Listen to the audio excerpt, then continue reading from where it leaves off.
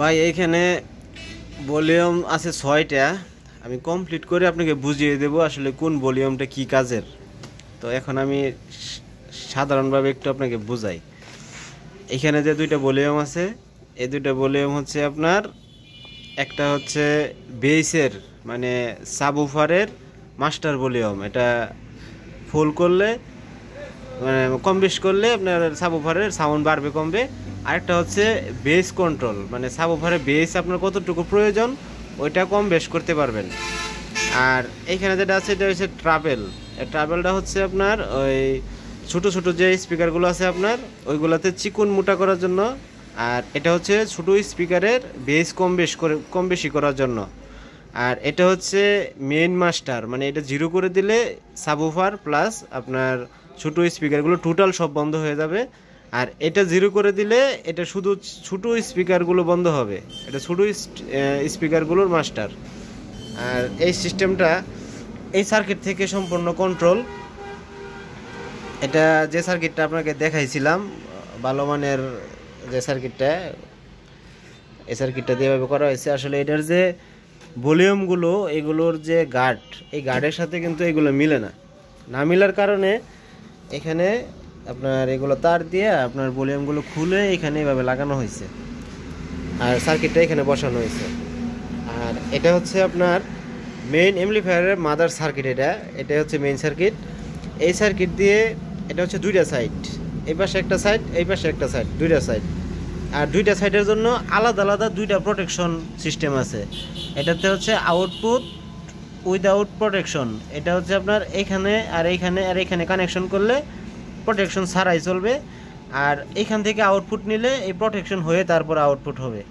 তো প্রোটেকশনটা কিসের জন্য আছে, যদি কোনো কারণে স্পিকারে কোনো প্রবলেম হয় সেই ক্ষেত্রে অ্যাম্পলিফায়ার বন্ধ হয়ে যাবে মানে আউটপুট বন্ধ হয়ে যাবে আর কি, এটাই। তো এটা হচ্ছে এটা সিস্টেম। আর বাকিগুলো আপনাকে আমি পরে বুঝাই দেবো ইনশাল্লাহ। এখন যে পর্যন্ত করলাম এই পর্যন্ত আপনাকে দেখাইলাম। আর কাজের কোয়ালিটি ফিনিশিংটা এরকমই থাকবে। এইখানে ক্যাপাসিটর বসবে, 1 নাম্বার অরিজিনাল যে ক্যাপাসিটর আছে সেইগুলো আপনার জন্য নিয়ে আসছি। ক্যাপাসিটরগুলো লো বাইরে একটু দেখাই দিই।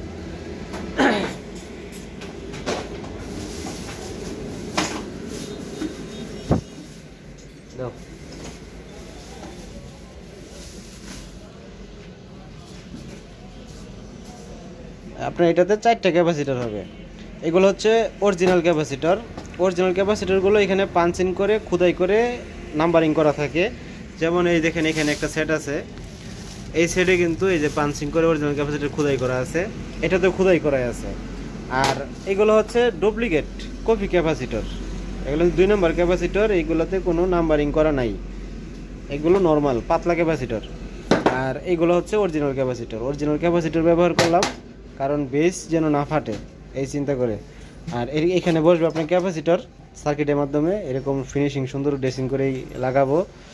আর এইখানে হবে আপনার ট্রান্সফরমার, এখানে হবে ট্রান্সফরমারটা কুলিং করার জন্য এখানে কুলিং ফ্যান।